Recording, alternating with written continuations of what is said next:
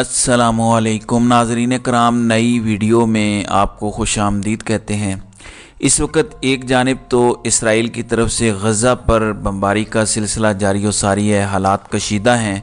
आलमी सतह पर कुछ कोशिशें हुई, लेकिन उन कोशिशों को और अक़वाम मुत्तहिदा की जनरल असम्बली की करारदाद को इसराइल ने रद्दी की टोकरी में फेंक दिया है।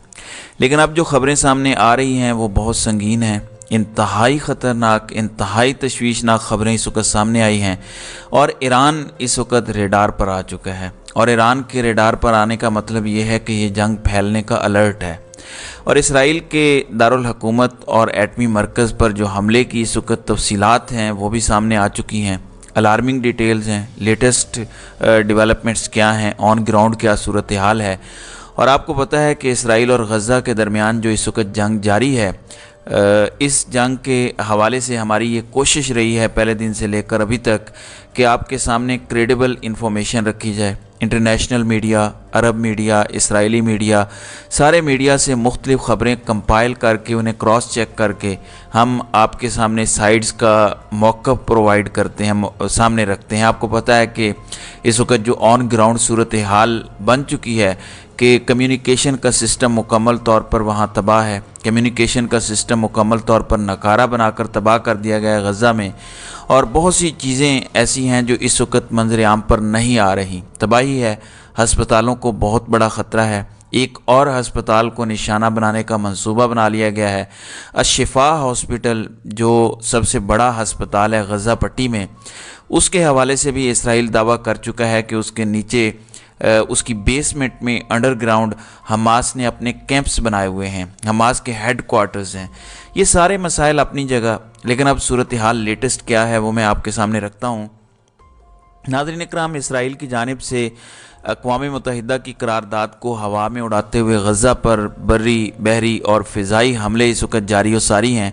इसराइली वज़ीर आज़म नेतन्याहू का कहना है कि हम सब कुछ करेंगे, जो कुछ हम कर सकते हैं हम वो सब करेंगे और ये जंग अब थमेगी नहीं। इसराइली वज़ीर आज़म ने एक बार फिर गज़ा के शहरियों को अपने घर खाली करने की धमकी देते हुए अपने खिताब में कहा कि गज़ा में जारी ज़मीनी कार्रवाइयाँ जंग का दूसरा मरहला हैं। गज़ा के शहरी अपने शहर खाली करके, घर खाली करके चले जाएं। अपने खिताब में इसराइली वज़ीर आज़म का कहना था कि यरगमालियों को रिहा कराने के लिए हम सब कुछ करेंगे। गज़ा पट्टी पर इसराइली हमले जारी हैं।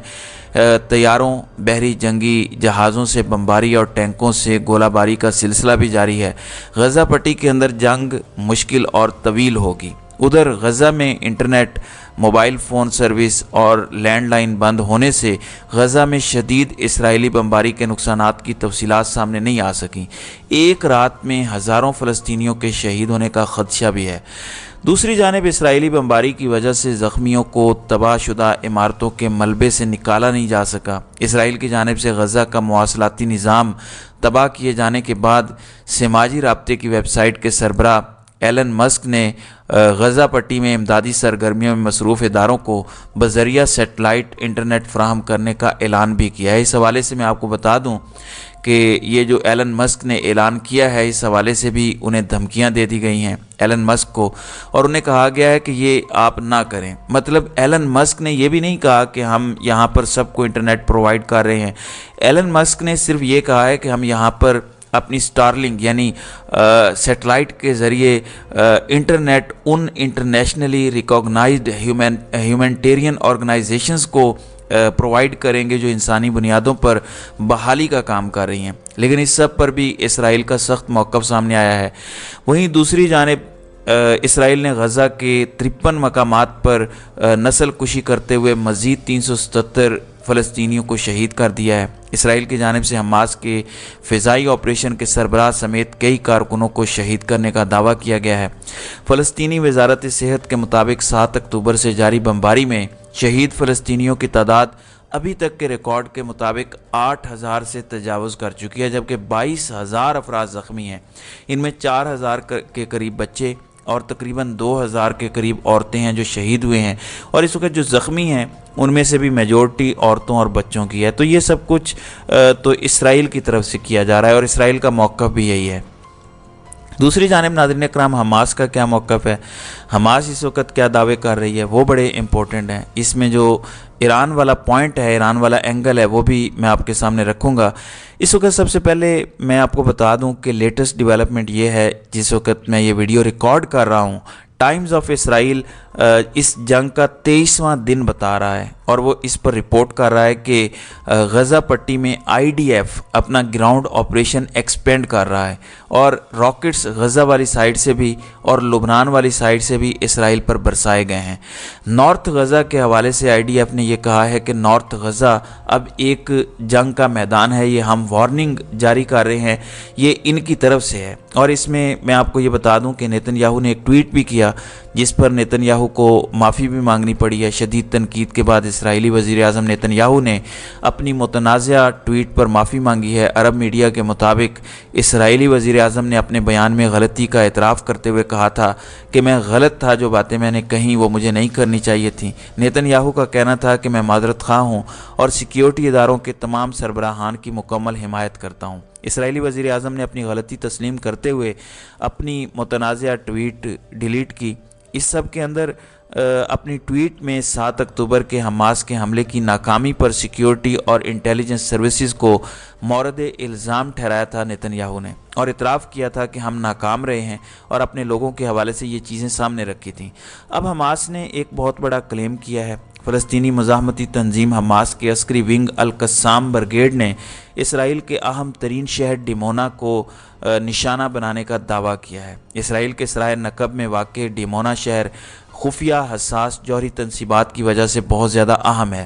اسرائیل اور فلسطین کے درمیان حالیہ جنگ کی کوریج کے لیے لبنان میں موجود صحافیوں نے بھی اس وقت عبرانی میڈیا کے حوالے سے تصدیق کی ہے کہ حماس نے ڈیمونا شہر کو نشانہ بنایا تھا۔ ہم یہ معلوم نہیں ہو سکا کہ آیا حماس کے اس حملے میں صہیونی فورسز یا حساس جوہری تنصیبات کو کسی قسم کا نقصان پہنچا ہے یا نہیں۔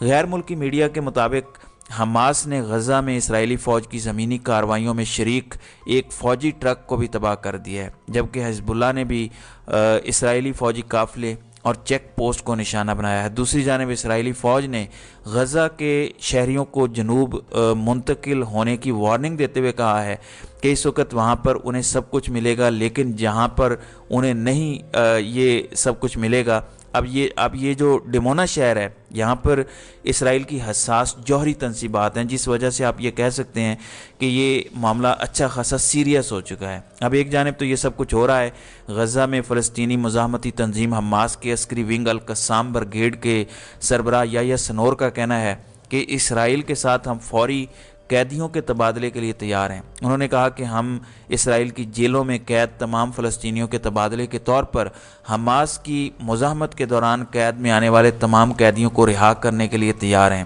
لیکن اسرائیل کی قید میں موجود تمام فلسطینیوں کو رہا کرنا پڑے گا۔ تو انہوں نے کہا کہ اگر اسرائیل ہمارے قیدیوں کو چھوڑ دے تو ہم بھی 7 اکتوبر کو حراست میں لیے گئے قیدیوں کو چھوڑ دیں گے۔ القسام برگیڈ کے ترجمان ابو عبیدہ نے بھی ایک بیان میں کہا کہ ہمارے ہاتھوں میں دشمن کے یرغمالیوں کی بڑی تعداد کی ادائیگی کی قیمت اسرائیل کی جیل سے تمام فلسطینی قیدیوں کو خالی کرنا ہے، یعنی مکمل طور پر سارے قیدی آج تک اسرائیل نے جنہیں اریسٹ کیا وہ ان سب کو چھوڑ دیا جائے۔ اس کے ساتھ انہوں نے کہا کہ اگر دشمن ایک ہی بار میں ایسا کرنا چاہتا ہے تو ہم تیار ہیں، اگر وہ مرحلہ وار کرنا چاہتا ہے تو ہم اس کے لیے بھی تیار ہیں، لیکن حماس یہ موقف اپنائے ہوئے ہے کہ اس قیدیوں کے تبادلے کی آفر کو کمزوری نہ سمجھا جائے۔ اور ان کے ترجمان ابو عبیدہ نے کہا ہے کہ اسرائیل کی جارحیت اور قتل و غارت بہت آگے بڑھ گئی ہے۔ غزہ کے شہری اس جنگ کو فیصلہ کن مارکہ سمجھیں اور ہمارے ساتھ اٹھیں، یعنی انہوں نے عام شہریوں کو بھی کہا ہے کہ یہ فیصلہ کن مارکہ ہے، وہ اٹھیں اور ہمارے ساتھ یہ جنگ لڑیں۔ انہوں نے کہا ہے کہ دشمن روز زمینی کارروائیوں کی دھمکیاں دے رہا ہے، ہم بھی انتظار میں ہیں کہ دشمن کوئی نئی قسم کی موت کا مزہ چکھے۔ ہمارے لوگوں کو یقین رکھنا چاہیے کہ فتح ہماری ہوگی۔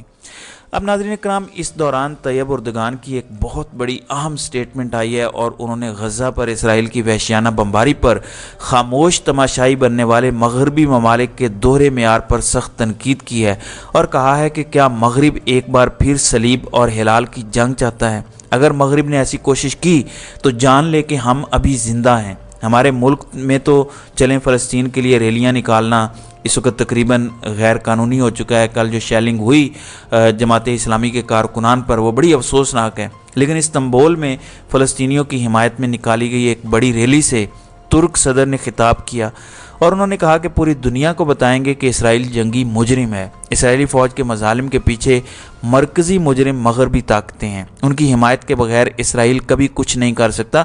अब ये एक बड़ी अहम स्टेटमेंट है तैयब उर्दगान की तरफ से। और ये जो इन्होंने बात की है कि आप इस्लाम पर अगर जंग मुसल्लत करना चाहते हैं तो याद रखना कि सलीब और हिलाल की इस जंग के अंदर हम मरे नहीं हैं, हम जिंदा हैं। अच्छा नाज़रीन इकराम, अब डिमोना शहर पर जो मिज़ाइल फायर किए गए, जो मैंने आपको बताया जिस शहर के अंदर इसराइल की हसास तनसीबात हैं, उनका एटमी प्लांट है, उसके बारे में कहा जा रहा है कि ये ईरानियन मेड हैं, यानी कि इसकी साख्त ईरानियन है। अब ये चीज़ बहुत बड़ी जंग का पेश खैमा साबित हो सकती है। और ये जो दावा किया जा रहा है कि ईरानियन मेड मिज़ाइल फायर किए गए हैं डिमोना शहर की तरफ, जो कि इसराइल का हसास तरीन शहर है, ये एक बड़ी अलार्मिंग डेवलपमेंट है और इससे जंग मज़ीद फैल सकती है।